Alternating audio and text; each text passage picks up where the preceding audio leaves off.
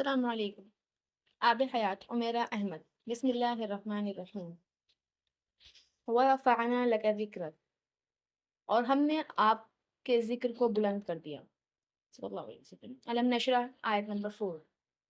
میرے ہاتھوں سے اور میرے ہونٹوں سے خوشبو جاتی نہیں کہ میں نے اسم محمد کو لکھا بہت اور چوما بہت۔ سلیم کوثر۔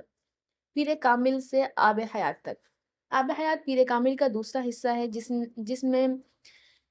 جسے میں نے 2004 میں پیر کامل کی اشاعت کے فوراً بعد لکھنے کے بجائے کچھ سال بعد آپ کے سامنے لانے کا فیصلہ اس لیے کیا تھا کہ پیر کامل کی کامیابی کی گرد و بازگشت میں آب حیات کا موضوع نظر انداز نہ ہو جائے۔ بہت سے قارئین کو سود سے پاک ایک طاقتور اسلامی مالیاتی نظام کا وہ خاکہ جو آب حیات پیش کر رہا ہے شاید ایک خیالی پلاؤ اور آئیڈیلزم سے زیادہ کچھ نہ لگے۔ اس کے باوجود میں اپنے کرداروں اور کہانی کو اسی یقین اور آئیڈیلزم کے ساتھ پیش کر رہی ہوں کہ لکھے جانے والے الفاظ دنیا کی بڑی بڑی تحریک کے آغاز کا باعث بنتے ہیں۔ کتابوں کے صفحوں پر تخلیق ہونے والے رول ماڈلز حقیقی زندگی کے بہت سارے ہیروز کو جنم دینے کا باعث بنتے ہیں، اور آنے والے زمانے میں ایک زمانہ ایسا ضرور آئے گا جس میں سود سے پاک ایک اسلامی مالیاتی نظام سے دنیا بھر کے انسان اسی طرح مستفید ہوں گے جس طرح ہم آج مغرب کے دیے ہوئے سودی نظام پر انحصار کر رہے ہیں۔ سود میں احتصال ہے، فلاح نہیں ہے، اور قرآن میں اس کی ممانعت انسانوں کی اپنی بھلائی کے لیے ہے، بالکل اسی طرح جیسے قرآن کے باقی تمام احکامات۔ لفظ آب حیات جن 6 حروف سے مل کر بنا ہے، اس میں ہر حرف انسانی زندگی کی ایک بنیادی اسٹیج کو بیان کرتا ہے۔ آدم و حوا، با بیت العنکبوت، حاصل و محصول، یا مجیب السائلین، ابداً ابدا، تبارک الذی۔ یہ 6 الفاظ پوری انسانی زندگی کا خلاصہ کرتے ہیں۔ سالار اور امامہ آب حیات میں وہی سفر طے کرتے ہیں جو ہم سب کی زندگی کا سفر ہے۔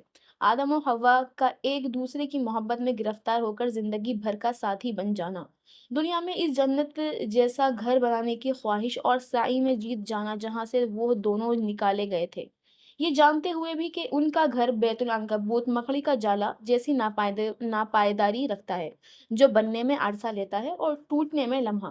حاصل و محصول کا چکر، کیا کھویا کیا پایا، کیا پانے کے لیے کیا کیا کھویا، کامیابی، خواب، خواہشات اور تمناؤں کا ایک گرد اب جو زندگی کو گھن چکر بنا دیتا ہے۔ اس کے بعد اگر مرحلہ جہاں آزمائشیں ہوتی ہیں، اتنی اور ایسی آزمائشیں کہ بس اللہ یاد آتا ہے، اور وہی کام آتا ہے کیونکہ وہی مجیب السائلین ہے۔ اور پھر وہ مرحلہ جب انسان اپنی اگلی نسل کے ذریعے اپنے عروج کا دوام چاہتا ہے، اور اسے احساس ہوتا ہے کہ اس زندگی کو زوال ہے، اور پھر وہ جو زندگی کے سارے مرحلوں سے نکل آتے ہیں، مومن بن کے، انسانی پستیوں سے نکل کے، ان کے لیے تبارک الذی، اللہ کی ذات جو تمام خوبیوں کی مالک ہے، بزرگ و برتر ہے، اور اپنے بندوں کو سب عطا کر دینے پر قادر ہے، جس کی محبت آب حیات ہے جو انسان کو ابدی جنت میں لے جاتا ہے۔ دنیا ختم ہو جاتی ہے لیکن زندگی نہیں۔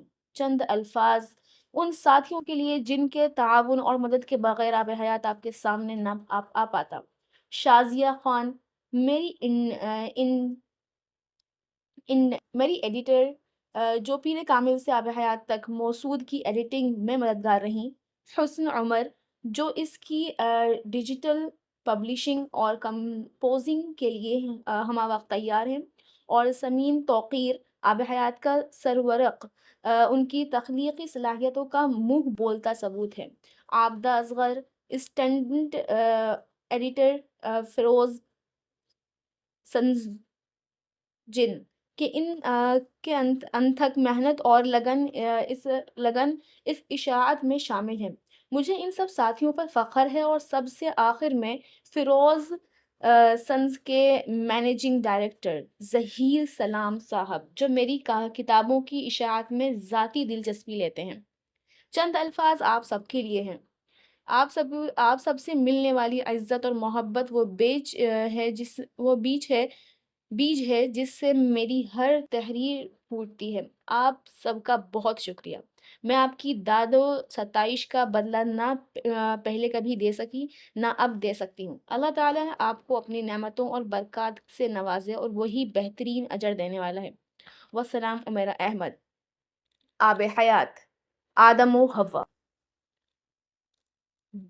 اس کی اس کے پیروں کے نیچے وہ زمین جیسے سبز مخمل کی تھی، مخمل یا کچھ اور تھا، تاحد نظر زمین پر سبزے کی طرح پھیلا ہوا، درختوں پر اگنے جوالی پیلی کمپلوں جیسا سبز، اور پھر ایک دم سمندر کے اندر پیدا ہونے والی کوئی کائی جیسی رنگ لیے نمی کے ننھے ننھے قطرے اپنے وجود پر لیے سبزے کے پتیاں معطر ہوا کہ جھونکوں سے ہلتی جیسے کسی رقص میں مصروف تھی۔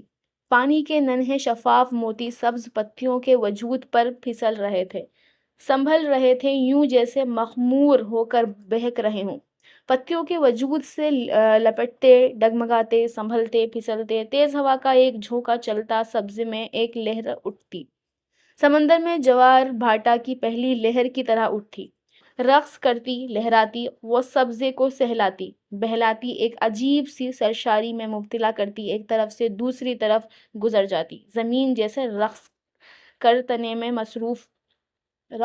مصروف تھی۔ سبزے کا وجود ننھے ننھے پھولوں سے سجا ہوا تھا، ہر رنگ کے پھولوں سے، اتنے رنگ اور ایسے رنگ جو نظر کو ششدر کر دیں۔ سبزے کے وجود پر بکھرے وہ ننھے ننھے پھول یہاں سے وہاں ہر جگہ تھے۔ سبزے میں ہوا سے پیدا ہونے والی ہر لہر، ہر موج کے ساتھ وہ بھی عجیب مستی اور سرشاری میں سے رقص کرنے لگتی۔ آسمان صاف تھا، آنکھوں کو سکون دینے والا، ہلکا نیلا اور اب بھی کسی گنبد کی طرح پھیلا ہوا، ابدی، گہرا، اونچا، بہت اونچا، یہاں سے وہاں تک ہر طرف۔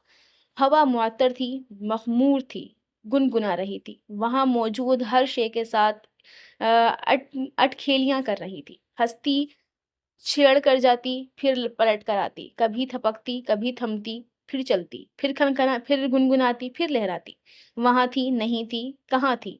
وہ کسی راستے پر تھا، کیا راستہ تھا؟ وہ کسی انتظار میں تھا، کیا انتظار تھا؟ اس نے ایک گہرا سانس لیا، اس راستے کے دونوں طرف دو رویے درختوں کے قطار کے ایک درخت کے ساتھ وہ ٹکا کھڑا تھا، سہارا لیے یا سہارا دیے۔ وہ آ گئی تھی، اس نے بہت دور اس راستے پر اسے نمودار ہوتے دیکھ لیا۔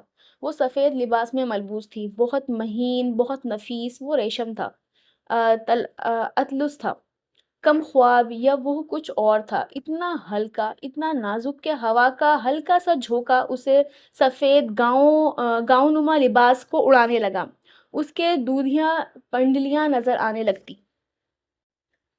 وہ ننگے پاؤں تھی اور سبز پر دھرے اس کے خوبصورت پاؤں جیسے سبزے کے نرمی کو برداشت نہیں کر پا رہے تھے۔ وہ پاؤں رکھتی، چند لمحوں کے لیے لڑکھڑاتی، جیسے مخمور ہو کر ہنستی، پھر سنبھل جاتی، پھر بڑے اشتیاق سے ایک بار پھر قدم آگے بڑھا دیتی۔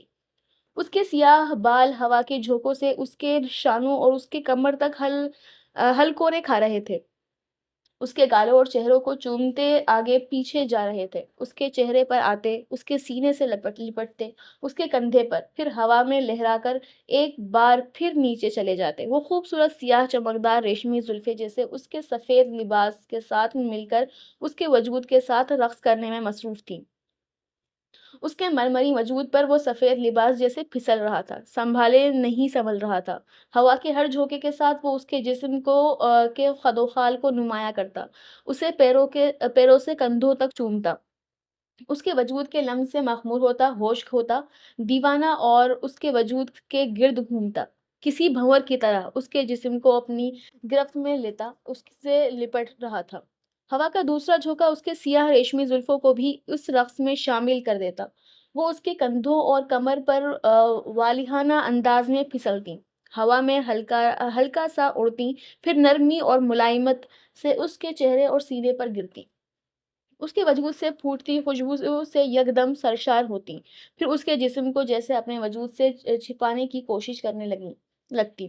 ہوا کا ایک اور جھونکا انہیں ہولے سے اٹھا کر پھر پیچھے پھینک دیتا۔ اس رقص میں اب پھر اس کے سفید لباس کی باری تھی۔ وہ آگے بڑھ آیا۔ وہ اس کی طرف متوجہ نہیں تھی۔ وہ عجیب سی حیرت میں مبتلا وہاں کی ہر شے کو سحر زدہ انداز میں دیکھ رہی تھی، بچوں جیسی حیرت اور اشتیاق کے ساتھ۔ اس راستے پر چلتے چلتے اس نے اسے دیکھ لیا۔ اس کے قدم تھمے، دونوں کی نظریں ملیں، پھر اس کے چہرے پر بے ساختہ مسکراہٹ آئی۔ پہلے مسکراہٹ، پھر ہنسی۔ اس نے اسے پہچان لیا تھا۔ وہاں موجودہ واحد وجود تھا جسے وہ پہچانتی تھی۔ اس نے ہاتھ بڑھایا۔ وہ اس کا ہاتھ تھام کر اس کے قریب آ گئی۔ دونوں ایک عجیب سی سرشاری میں ایک دوسرے کی آنکھوں میں آنکھیں ڈالے دیکھتے رہے۔ اس کی گہری سیاہ مسکراتی ہوئی آنکھیں ہیرے کی کمپوں کی طرح چمک رہی تھی، اور یہ چمک اسے دیکھ کر بڑھ گئی تھی۔ اس کے خوبصورت گلابی ہونٹوں پر نمی کی ہلکی سی تہ تھی، یوں جیسے وہ ابھی کچھ پی کر آئی ہو۔ اس کی ٹھوڑی ہمیشہ کی طرح اٹھی ہوئی تھی۔ اس کی سراہی دار گردن کو دیکھتے ہوئے اس نے اس کا دوسرا ہاتھ بھی اپنی گرفت میں لے لیا۔ اس کی آنکھوں کی چمک اور اس کی مسکراہٹ گہری ہوئی۔ وہ جیسے اس لمس سے واقف تھی۔ پھر وہ دونوں بے اختیار ہنسے۔ تم میرا انتظار کر رہے تھے؟ ہاں، بہت دیر کر دی۔ نہیں، بہت زیادہ نہیں۔ وہ اس کا ہاتھ تھامے اس راستے پر چلنے لگا۔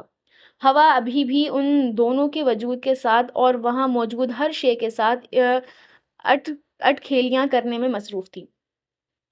وہ اب بھی بچوں جیسی حیرت اور خوشی کے ساتھ وہاں موجود ہر شے کو کھوجنے میں مصروف تھی۔ اس کی کھلکھلاہٹ اور شفاف ہنسی وہاں فضا کو ایک نئے رنگ سے سجانے لگے تھے۔ فضا میں یکدم ایک عجیب دل فریب سے ساز بجنے لگا تھا۔ وہ ٹھٹکی، پھر بے اختیار کھلکھلائی۔ اس کے ہاتھ سے ہاتھ چھڑاتے ہوئے اس نے اس راستے پر قدم آگے بڑھائے۔ پھر مرد نے اسے دونوں بازو ہوا میں پھیلائے رقص کے انداز میں گھومتے دیکھا اور بے اختیار ہنسا۔ وہ اس راستے پر کسی ماہر بیلرینا کی طرح رقص کرتی دور جا رہی تھی۔ اس کے جسم پر موجود سفید لباس اس کے گھومتے جسم کے گرد ہوا میں اب کسی پھول کی طرح رقصاں تھا۔ وہ اب آہستہ آہستہ ہوا میں اٹھنے لگی تھی۔ ہوا کے معطر جھونکے بڑی نرمی سے اسے جیسے اپنے ساتھ لیے جا رہے تھے۔ وہ اب بھی اسی طرح ہستی رقص کے انداز میں بازو پھیلائے گھوم رہی تھی۔ وہ سحر زدہ اسے دیکھتا رہا۔ وہ اب کچھ گنگنا رہی تھی۔ فضا میں یکدم کوئی ساز بجنے لگا تھا، پہلے ایک، پھر دوسرا، پھر تیسرا، پھر بہت سارے۔ پوری کائنات یکدم جیسے کسی سمفنی میں ڈھل گئی تھی۔ وہ اب بھی ہوا میں رقصاں تھی، کسی مخملی پر کی طرح، ہوا کے دوش پر اوپر نیچے جاتے۔ وہ سحر زدہ اسے دیکھ رہا تھا۔ اس کے ساتھی رقص کرتے ہوئے ایک بار پھر اسے دیکھ کر کھلکھلا کر ہنسی۔ پھر اس نے اپنا ایک ہاتھ بڑھایا، یوں جیسے اسے اپنے پاس آنے کی دعوت دے رہی ہو۔ وہ ہنس پڑا۔ وہ ہاتھ بڑھاتی اور وہ کھچانا چلا آتا۔ وہ بھی اس کا ہاتھ پکڑے اب فضا میں رقصاں تھا، زمیں سے دور، اس کے قریب، اس کے ساتھ، یکدم دور کی جیسے کائنات ٹھہر گئی ہو۔ وہ اب آسمان کو دیکھ رہی تھی، پھر یکدم آسمان تاریک ہو گیا۔ دن رات میں بدل گیا تھا، اور رات دن سے بڑھ کر خوبصورت تھی۔ سیاہ آسمان خوبصورت چمکتے ہوئے ستاروں سے سجا ہوا تھا، ہر رنگ کے ستاروں سے، اور ان سب کے درمیان چاند تھا، کسی داغ کے بغیر، روشنی کے منبع۔ دن کی روشنی اجلی تھی، سکون آور تھی، مدہوش کر دینے والی تھی۔ رات کی روشنی میں بے شمار رنگ تھے۔ کائنات میں ایسے رنگ انہوں نے کب دیکھے تھے، کہاں دیکھے تھے؟ زمیں جیسے ہر رنگ کی روشنی میں نہا رہی تھی۔ ایک ستارہ ٹمٹماتا، پھر دوسرا، پھر تیسرا، اور زمیں پھر کبھی ایک رنگ بڑھتا، کبھی دوسرا، کبھی تیسرا۔ آسمان کو جیسے کسی نے روشنیوں میں پرو دیا تھا۔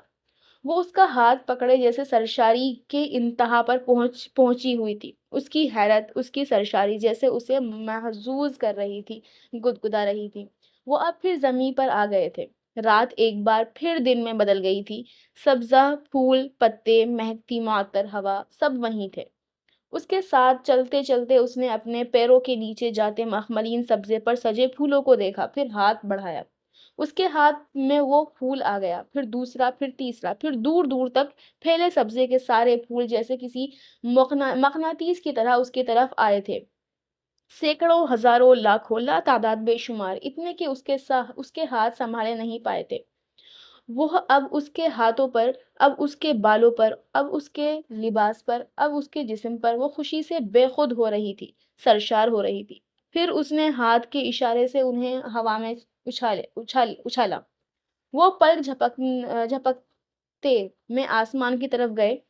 پورا آسمان پھولوں سے بھر گیا تھا۔ چند لمحوں کے لیے پھر پھولوں کی بارش ہونے لگی تھی۔ وہ دونوں ہنس رہے تھے، پھولوں کی بارش کو قطروں کی طرح مٹھیوں میں بھرتے اور جھوڑتے، بھاگتے، کھلکھلاتے، اور سب پھول زمین پر گر کر ایک بار پھر سبزے میں اپنی اپنی جگہ سج گئے تھے، وہاں جہاں وہ تھے، وہیں جہاں انہیں ہونا چاہیے تھا۔ وہ ایک بار پھر آسمان کو دیکھ رہے تھے، وہاں اب بادل نظر آ رہے تھے، روئی کے گالوں جیسے حرکت کرتے بادل۔ وہ سب بادل وہاں جمع ہو رہے تھے جہاں وہ کھڑے تھے۔ پھر اس نے آسمان پر بارش کا پہلا قطرہ دیکھا۔ اس نے ہاتھ بڑھا کر اسے اپنی ہتھیلی پر لیا، اس قطرے کو دیکھ کر دوبارہ ہنستے ہوئے آسمان کی طرف اچھال دیا۔ اس بار وہ قطرہ اوپر جا کر اکیلا واپس نہیں آیا تھا، وہ بہت سارے دوسرے قطروں کو ساتھ لے کر آیا تھا، بہت سارے نرم لمس کے گدگدانے والے قطرے۔ بارش برس رہی تھی اور وہ دونوں بچوں کی طرح ہنستے کھلکھلاتے پانی کے ان قطروں کو ہاتھوں سے پکڑ کر ایک دوسرے پر اچھال رہے تھے۔ وہ بارش تھی، پانی تھا، مگر وہ قطرے ان کے بالوں، ان کے جسم کو گیلا نہیں کر رہے تھے۔ وہ جیسے شفاف موتیوں کی بارش تھی جو ان کے ہاتھ اور جسم کی ایک جنبش پر ان کے بالوں اور لباس سے الگ ہو کر دور جا گرتے۔ سبزی اور پھولوں کے اوپر اب بارش کے شفاف موتی جیسے قطروں کی ایک تہ سی آ گئی تھی، یوں جیسے کسی نے زمین پر کوئی شیشہ پھیلا دیا ہو اور اس شیشے پر چل رہے تھے۔ ان کو اپنے سائے میں لیے وہ رکتے، ہاتھ ہلاتے، آسماں پر بادلوں کو ایک جگہ سے دوسری جگہ بھیجتے، پھر اپنی طرف بلاتے۔ وہ آسمان پر جیسے پانی سے مصوری کر رہے تھے۔ پھر جیسے وہ اس کھیل سے تھک گئی، وہ رکی، بارش تھمی، زمین سے پانی کے قطرے غائب ہونے لگے، پھر بادل۔ چند ساعتوں میں آسمان صاف تھا، یوں جیسے وہاں کبھی بادل نام کا کوئی شے آئی ہی نہ ہو۔ وہ اب اس کا ہاتھ پکڑ رہا تھا۔ اس نے چونک کر اسے دیکھا۔ تمہیں کچھ دکھانا ہے؟ وہ مسکرایا۔ کچھ اور بھی؟ اس کی خوشی کچھ اور بڑھی۔ ہاں، کچھ اور بھی۔ اس نے اثبات میں سر ہلایا۔ کیا؟ اس نے بے ساختہ اس سے پوچھا تھا۔ وہ خاموشی سے مسکرا دیا۔ کیا؟ اس نے بچوں کی طرح اصرار کیا۔ وہ پہلے سے زیادہ پر اصرار انداز میں مسکرایا تھا۔ وہ اس کا ہاتھ پکڑے اسے اسی نئے راستے کی طرف جا رہا تھا۔ پھر ان دونوں کو دور سے کچھ نظر آنے لگا تھا۔ سالار نے ہڑبڑا کر آنکھ کھولی۔ کمرے میں مکمل تاریکی تھی۔ وہ فوری طور پر سمجھ نہیں سکا کہ وہ کہاں ہے۔ اس کی سماعتوں سے دور کہیں کسی مسجد سے سحری کے آغاز کا اعلان سنا۔ اس کمرے کے گھپ اندھیرے کو کھلی آنکھوں سے کھوجتے ہوئے اسے اگلا خیال اس خواب اور امامہ کا آیا تھا۔ وہ کوئی خواب دیکھ رہا تھا جس سے وہ بیدار ہوا تھا، مگر خواب میں وہ امامہ کو کیا دکھانے والا تھا اسے کچھ یاد نہیں آیا۔ امامہ؟ اس نے دل کی دھڑکن جیسے ایک لمحے کے لیے رکی۔ وہ کہاں تھی؟ کیا پچھلی رات ایک خواب تھی؟ وہ یکدم جیسے کرنٹ کھا کر اٹھا۔ اپنی رکی سانس کے ساتھ اس نے دیوانہ وار اپنی بائیں جانب بیڈ ٹیبل لیمپ کا سوئچ آن کیا۔ کمرے کی تاریکی جیسے یکدم چھٹ گئی۔ اس نے برق رفتاری سے پلٹ کر اپنی داہنی جانب دیکھا اور پرسکون ہو گیا۔ اس کی رکی سانس چلنے لگی، وہ وہیں تھی۔ اس نے برق رفتاری سے پلٹ کر اپنی داہنی جانب دیکھا اور پرسکون ہو گیا۔ اس کی رکی سانس چلنے لگی، وہ وہیں تھی۔ وہ ایک خواب سے کسی دوسرے خواب میں داخل نہیں ہوا تھا۔ یکدم آن ہونے والی بیڈ سائڈ ٹیبل لیمپ کی تیز روشنی چہرے پر پڑنے پر امامہ نے نیند میں بے اختیار اپنے ہاتھ اور بازو کی پشت سے اپنی آنکھوں اور چہروں کو ڈھک دیا۔ سالار نے پلٹ کر لیمپ کی روشنی کو ہلکا کر دیا۔ وہ اسے جگانا نہیں چاہتا تھا۔ وہ اس سے چند فٹ کے فاصلے پر تھی، گہری پرسکون نیند میں۔ اس کا ایک ہاتھ تکیے پر اس کے چہرے کے نیچے دبا ہوا تھا اور دوسرا اس وقت اس کی آنکھوں پر ڈھانے ہوئے تھے۔ اس کی ادھکھلی ہتھیلی اور کلائی پر مہندی کے خوبصورت نقش و نگار تھے۔ مٹتے ہوئے نقش و نگار لیکن اب بھی اس کے ہاتھوں اور کلائیوں کو خوبصورت بنائے ہوئے تھے۔ سالار کو یاد آیا وہ مہندی کسی اور کے لیے لگائی گئی تھی۔ اس کے ہونٹوں پر ایک مسکراہٹ آئی۔ اس نے بے اختیار چند لمحوں کے لیے آنکھیں بند کی، کسی اور کے لیے۔ پچھلی ایک شام ایک بار پھر کسی فلم کی طرح اس آنکھوں کے سامنے سیکنڈ کے ہزاروں حصے میں گزر گئی تھی۔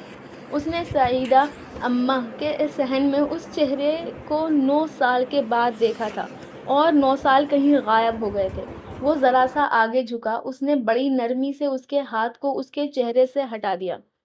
بیڈ سائڈ ٹیبل لیمپ کے زرد روشنی میں اس سے چند انچ دور وہ اس پر جھکا، اسے مبہوت دیکھتا رہا۔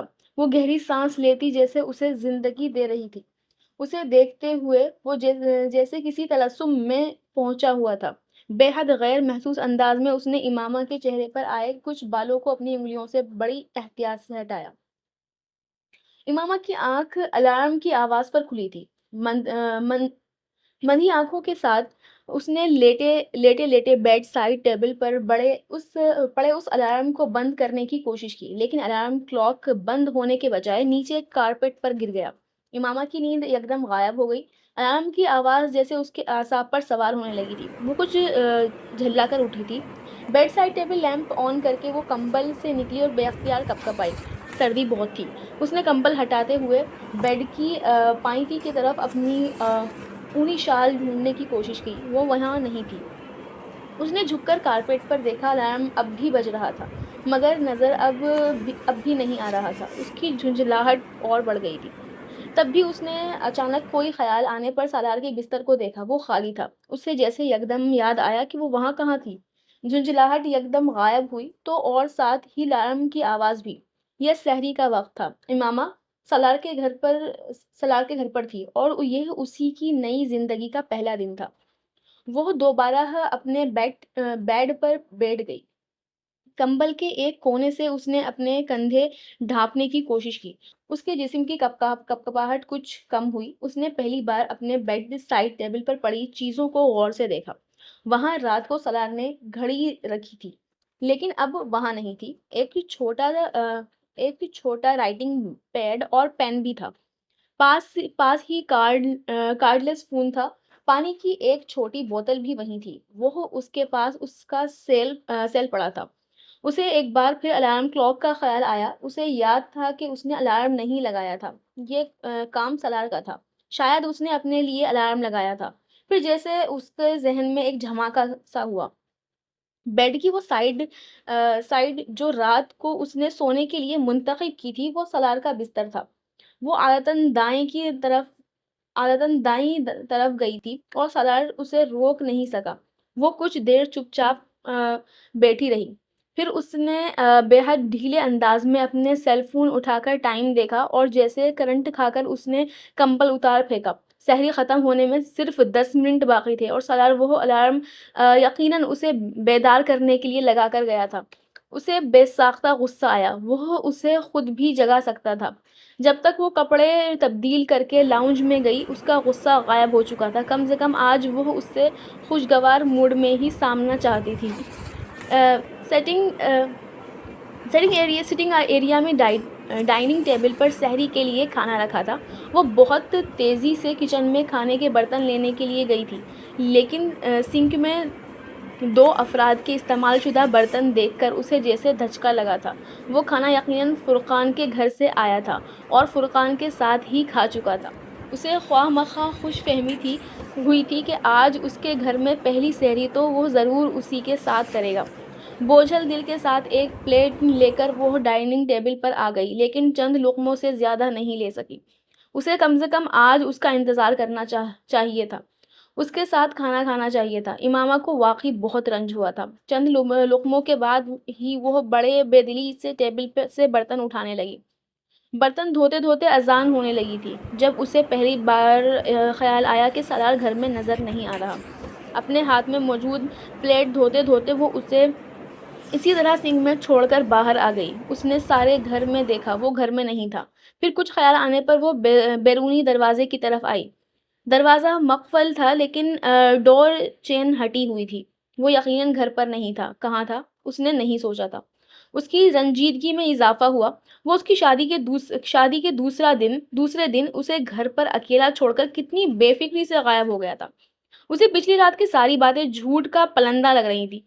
واپس کچن میں آ کر وہ کچھ دیر بے حد دل شکستگی کی کیفیت میں سنک میں پڑے برتنوں کو دیکھتی رہی۔ وہ محبوبہ سے بیوی بن چکی تھی، مگر اتنی جلدی تو نہیں۔ ناز برداری نہ صحیح، خیال تو کرنا چاہیے۔ اس کی آزردگی میں کچھ اور اضافہ ہوا تھا۔ چند گھنٹوں کے اندر کوئی اتنا بدل سکتا ہے، مگر رات کو تو وہ اس کی رنجیدگی بڑھتی جا رہی تھی۔ یقیناً سب کچھ جھوٹ کہہ رہا ہوگا، ورنہ میرا کچھ تو خیال کرتا۔ وہ رنجیدگی اب صدمے میں بدل رہی تھی۔ وہ نماز پڑھ چکی تھی اور سالار کا ابھی بھی کہیں نام و نشان نہیں تھا۔ اسے تھوڑی سی تشویش ہوئی، اگر وہ فجر کی نماز کے لیے بھی گیا تھا تو اب تک اسے آ جانا چاہیے تھا۔ پھر اس نے اس تشویش کو سر سے جھٹک دیا۔ سالار جس وقت دوبارہ اپارٹمنٹ میں آیا وہ گہری نیند میں تھی۔ بیڈ روم کی لائٹ آف تھی اور ہیٹر آن تھا، اور وہ اور فرقان فجر کی نماز سے بہت دیر پہلے مسجد میں چلے جاتے اور قرآن پاک کی تلاوت کرتے تھے۔ فجر کی نماز کے بعد وہ دونوں وہیں سے بلڈنگ کے جم میں چلے جاتے اور تقریباً 1 گھنٹے کے ورک آؤٹ کے بعد وہاں سے آتے، اور آج یہ دورانیہ آمنہ کے امامہ ہونے کی وجہ سے کچھ لمبا ہو گیا تھا۔ فرقان سحری کے وقت ان دونوں کے لیے کھانا لے کر آیا تھا اور وہ بھوچکا بیٹھا رہ گیا تھا۔ وہ رات کو سالار کے جس بیان کو صدمے کی وجہ سے ذہنی حالت میں ہونے والی کسی خراب کا نتیجہ سمجھ رہا تھا، وہ کوئی ذہنی خرابی نہیں تھی۔ وہ اطمینان سے اس کے سامنے بیٹھا سحری کر رہا تھا۔ وہ فرقان اسے رشک سے دیکھ رہا تھا۔ رشک کے علاوہ کوئی اس پر کر بھی کیا سکتا تھا؟ کیا ہوا؟ سالار نے سحری کرتے ہوئے اس کی اتنی لمبی خاموشی پر اسے کچھ حیرانی سے دیکھا۔ فرقان اس کے سامنے بیٹھا یک ٹک اسے دیکھ رہا تھا۔ تم آج اپنی نظر اتروانا، فرقان نے بالا آخر اس سے کہا۔ اچھا؟ وہ ہنس پڑا۔ اس سے زیادہ احمقانہ بات کم سے کم اس گفتگو کے بعد کوئی نہیں کر سکتا تھا۔ میں مذاق نہیں کر رہا، فرقان نے اپنے گلاس میں پانی انڈیلتے ہوئے بے حد سنجیدگی سے کہا۔ جو کچھ ہوا تھا اسے سمجھنے سے زیادہ اسے ہضم کرنے میں اسے وقت ہو رہی تھی۔ کسی کو بھی ہو سکتی تھی سوائے سامنے بیٹھے ہوئے اس شخص کے جو اس وقت کانٹے کے ساتھ آملیٹ کا آخری ٹکڑا اپنے منہ میں رکھ رہا تھا۔ اور اگر کوئی صدقہ وغیرہ دے سکو تو بھی بہتر ہے۔ فرقان نے اسے رد عمل کو مکمل طور پر نظر انداز کرتے ہوئے کہا۔ سالار اب بھی خاموش رہا۔ آمنہ سحری نہیں کرے گی؟ فرقان کو یکدم خیال آیا۔ سو رہی ہے وہ ابھی، میں الارم لگا آیا ہوں، ابھی کافی وقت ہے سحری کا ٹائم ختم ہونے میں۔ سالار نے کچھ لاپرواہی سے اس سے کہا۔ فرقان اب بس کرو۔ اس سے بات کرتے کرتے وہ ایک بار پھر فرقان کی نظروں سے جھنجھلایا۔ وہ پھر اسے ویسے ہی دیکھ رہا تھا۔ مجھے اس طرح آنکھیں پھاڑ کر دیکھنا بند کرو، اس نے اس بار کچھ خفگی سے فرقان سے کہا۔ تم بہت نیک آدمی ہو سالار، اللہ تم سے بہت خوش ہے۔ وہ آملیٹ کا ایک اور ٹکڑا لیتے لیتے فرقان کی بات پر ٹھٹک گیا۔ اس کی بھوک یکدم ختم ہو گئی تھی۔ مزید ایک لفظ کہے بغیر اس نے پلیٹ پیچھے ہٹا دی اور اپنے برتن اٹھا کر اندر کچن میں لے گیا۔ وہ خوشی، سرشاری، اطمینان اور سکون جو کچھ دیر پہلے جیسے اس کے پورے وجود سے چلک رہا تھا، فرقان نے پلک جھپکتے اسے دھواں بن کر غائب ہوتے دیکھا۔ مسجد کی طرف جاتے ہوئے فرقان نے بالا آخر اس سے پوچھا تھا، اتنے چپ کیوں ہو گئے ہو؟ وہ اسی طرح خاموشی سے چلتا رہا۔ میری کوئی بات بری لگی ہے؟ وہ اب بھی خاموش رہا۔ مسجد کے دروازے پر اپنے جوگرز اتار کر اندر جانے سے پہلے اس نے فرقان سے کہا، مجھے تم سب کچھ کہہ لینا فرقان، لیکن کبھی نیک آدمی مت کہنا۔ فرقان کچھ بول نہیں سکا۔ سالار مسجد میں داخل ہو گیا تھا۔